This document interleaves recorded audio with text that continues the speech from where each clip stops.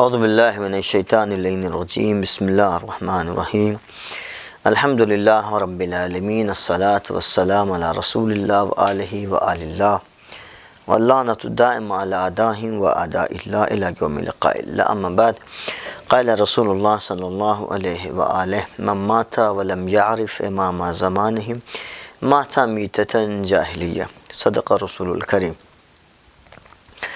برادران عزیز، گفتگو ہو رہی تھی امام زمانہ عجل اللہ تعالیٰ فرجہ الشریف کہ معرفت واجب ہے دین کے تکمیل کے لیے، ایمان کے تکمیل کے لیے امام زمانہ کی معرفت واجب ہے۔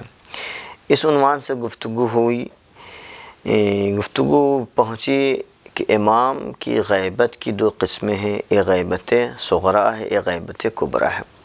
غیبت صغریٰ کی مدت 69 ہے، جو 260 سے لے کر کے 329 ہجری تک ہے۔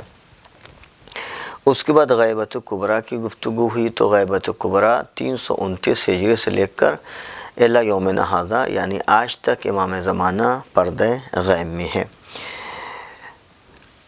اب جب امام زمانہ پردہ غیب میں ہیں تو غیبت کی دو قسمیں ہیں۔ اسی طریقے سے غیبت کے زمانے میں جو امام کی طرف سے لوگوں کی رہنمائی کے لیے معین کیے گئے ہیں ان کی بھی دو قسمیں ہیں، یعنی امام کی غیبت کی دو قسمیں ہیں، اسی طریقے سے امام کی نیابت کی بھی دو قسمیں ہیں، جو امام کی طرف سے لوگوں کی رہنمائی کریں اور لوگوں کی دینی اور شرعی مسائل کو حل کریں۔ تو اس میں بیان فرماتے ہیں کہ اسی طریقے سے نیابت کی دو قسمیں ہیں۔ پہلی قسم ہے نیابت خاصہ، دوسری قسم ہے نیابت عامہ۔ نیابت خاصہ کے لیے 4 افراد مخصوص کیے گئے ہیں۔ جو امام عصر عجل اللہ تعالیٰ فرجہ شریف جب پردہ غیب میں تھے تو یہ امام کی طرف سے معین کیے گئے تھے تاکہ لوگوں کی ہدایت کرے۔ اس عنوان سے ایک رائے بیان کر دوں کہ شیخ مفید علیہ الرحمہ فرماتے ہیں کہ غیبت کا جو زمانہ ہے وہ غیبت کا زمانہ صرف اور صرف 260 سے شروع نہیں ہوتا ہے، بلکہ ان کے نزدیک کہتے ہیں ہم غیبت صغریٰ کی مدت 69 کے بجائے وہ کہتے ہیں 74 ہے، یعنی کہ امام زمانہ ولادت سے لے کر کے 29 ہجری تک یعنی 329 ہجری تک غیبت صغریٰ میں تھے۔ بہرحال ایک قول تھا وہ میں نے نقل کر دیا ہے۔ اسی عنوان سے جہاں تک نیابت کی گفتگو کی جائے گی تو نیابت کی دو قسمیں ہیں، نیابت عامہ اور نیابت خاصہ۔ نیابت خاصہ میں 4 افراد ہیں، جن میں سب سے پہلے شیخ عثمان بن سعید عمری ہیں قدس سرہ، جو 5 سال تک امام کے نائب خاص بن کر امام کی طرف سے لوگوں پر معین تھے اور لوگوں کے لیے شرعی مسائل اور اجتماعی مسائل کا حل بیان کیے تھے، جن کی نیابت کی مدت 60 سے لے کر کے 65 ہے، یعنی 260 ہجری سے لے کر کے 265 ہجری تک ہے، یعنی 5 سال تک جناب شیخ عثمان بن سعید عمری امام زمانہ کے نائب رہے۔ دوسرے نائب جو ہیں وہ جناب شیخ عثمان بن سعید کے فرزند محمد بن عثمان عمری ہیں، جن کی سب سے زیادہ نیابت کی مدت رہی ہے جو 40 سال تک ملتا ہے، یعنی امام زمانہ کے وہ نائب 40 سال تک رہے، جس کی مدت 265 ہجری سے لے کر کے 305 ہجری تک ہے، یعنی اس درمیان وہ امام کی طرف سے نائب خاص کی حیثیت سے لوگوں کے شرعی اور اجتماعی مسائل کا حل بیان کرتے رہے۔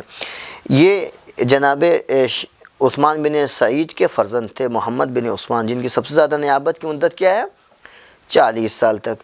اس کے بعد 305 ہجری کے بعد سے دور آتا ہے حسین بن روح نوبختی کا، جن کی جو مدت ہے نیابت کی وہ 305 ہجری سے لے کر کے 325 ہجری تک ہے، یعنی 20 سال تک ان کی مدت رہی۔ اور سب سے کم جو مدت ہے وہ علی بن محمد سمری کی ہے، جن کی مدت 3 سال ہے، 325 ہجری سے لے کر کے 329 ہجری تک۔ سب سے کم یہی امام کے نائب رہیں۔ پھر ان کے بعد امام نے اپنا نائب خاص اور نیابت خاصہ کا دروازہ بند کر دیا، اور جناب علی بن محمد سمری کو ایک خط لکھا جسے توقیع علی بن محمد سمری کہتی ہیں۔ یہ امام نے توقیع دی اور کہا کہ تمہارے بعد کوئی بھی میرا نائب خاص نہیں ہے، اور حتیٰ کہ ہمارے علماء جناب شیخ طوسی اور دیگر علماء نے فرمایا ہے کہ جو کوئی بھی اگر علی بن محمد سمری کے بعد کہتا ہے کہ امام کا نائب خاص ہے، وہ جھوٹا ہے بلکہ وہ کافر ہے۔ مطلب کافر کیوں کہا؟ کیونکہ ظاہر سے بات ہے جب امام زمانہ کہہ رہے ہیں میرے بعد کوئی نائب خاص نہیں ہے، اور کوئی نیابت خاصہ کا اگر اعلان کرے اور دعویٰ کرے تو گویا وہ جھوٹا ہے۔ تو نیابت خاصہ انہی 4 اشخاص پر متوقف اور منحصر ہے۔ اس کے بعد دور آتا ہے نیابت عامہ کا۔ اب فرق محسوس کیے، نیابت خاصہ کسے کہتے ہیں، نیابت عامہ کسے کہتے ہیں؟ کہتے ہیں نیابت خاصہ میں یہ ہے کہ امام نائب اسے مخصوص کرے نام سے اور شخصی طور پر عینی طور پر معین کرے، یعنی نام لے لے کہ محمد ابن روح، حسین ابن روح ہمارے نائب ہے، یا عثمان بن سعید ہمارے نائب ہے۔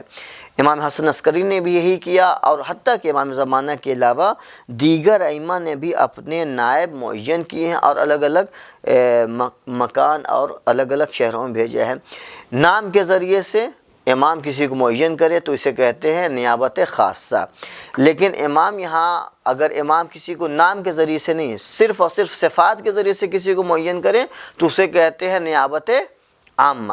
مثال کے طور پر امام حسن عسکری علیہ السلام کی معروف ترین حدیث ہے جسے ہم مراجع کرام کے حقانیت پر ہم دلیل کے طور پر پیش کرتے ہیں، جس میں امام حسن عسکری علیہ السلام نے صرف اور صرف نیابت عامہ کا اعلان کیا ہے، اور فرمایا ہے کہ من کان من الفقہا سائنا لنفسہ حافظا لدینہ مخالفا علی ہوا مطیعا لامر مولا فللعوام ان یقلدوا۔ یہاں پر امام نے نیابت عامہ کا اعلان کیا ہے اور کہا ہے کہ ہم نیابت عامہ میں نام نہیں مخصوص کرتے ہیں، شخص کو نہیں مخصوص کرتے ہیں، بلکہ ہر وہ انسان جو اپنے اندر یہ صلاحیت پیدا کر لے فللعوام ان یقلدوا، پس عوام پر واجب ہے کہ وہ اس کی تقلید کرے، وہ اس کی پیروی کرے، وہ اس کو فالو کرے۔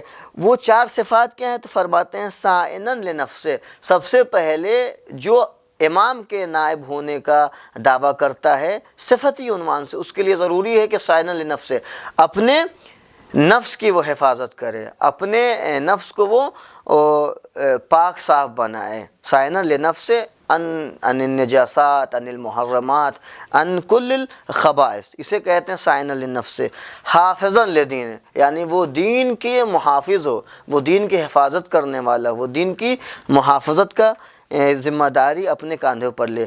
مخالفا علی ہوا، اپنے خواہشات نفس کی پیروی نہ کرتا ہو بلکہ اس کی مخالفت کرتا ہے، یعنی اگر مسند کسی خاص مسند پر بیٹھا ہو، کسی خاص مقام پر بیٹھا ہو تو اپنی ذات کے لیے کچھ نہ کرے بلکہ دین کے لیے کرے، شریعت کے لیے کرے، شیعوں کے لیے کرے، حکومت سازی اور اپنا ورچس بڑھانے کے لیے کوئی کام نہ کرے بلکہ دین کی خدمت کے لیے وہ سب کچھ کرے۔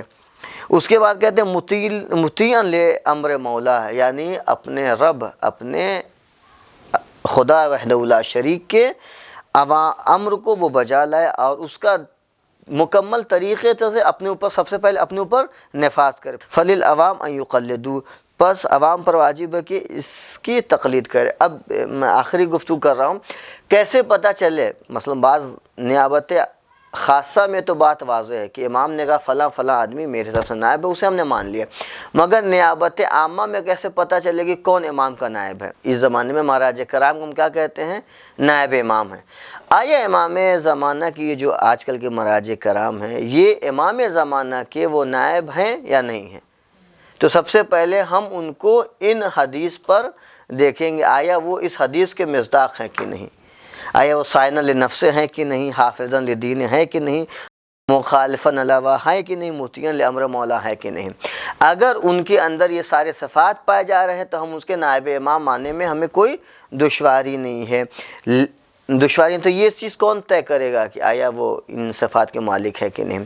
تو اس کے لیے ضروری یہ ہے کہ ہم اس جہاں پر رہتے ہیں، جیسے نجف اشرف میں ہم رہتے ہیں، تو نجف اشرف میں علماء پوری طریقے سے اس بات پر اتفاق رکھتے ہیں کہ آغا سید سستانی اور دیگر جو مراجع ان کے ساتھ ہیں وہ ان صفات کے مالک ہیں اور وہ اس حدیث کے مصداق ہیں۔ اور اس دور میں ابرز ترین مصداق آیت اللہ سید علی الحسینی السستانی ہیں، جو اپنے آپ کو تمام گناہوں سے بچاتے ہیں اور دین کی وہ حفاظت کرتے ہیں، اپنے نفس کی مخالفت کرتے ہیں اور خدا وحدہ لا شریک کے تمام احکام و اوامر پر عمل کرتے ہیں۔ فللعوام ان یقلدوا، پس امام زمانہ اجل تعالیٰ فرج شریف کے نیابت عامہ کے عنوان سے یہ ہمارے مراجع کرام امام کے نائب عام ہیں۔ وصلی اللہ علی محمد وآلہ الطیبین الطاہرین۔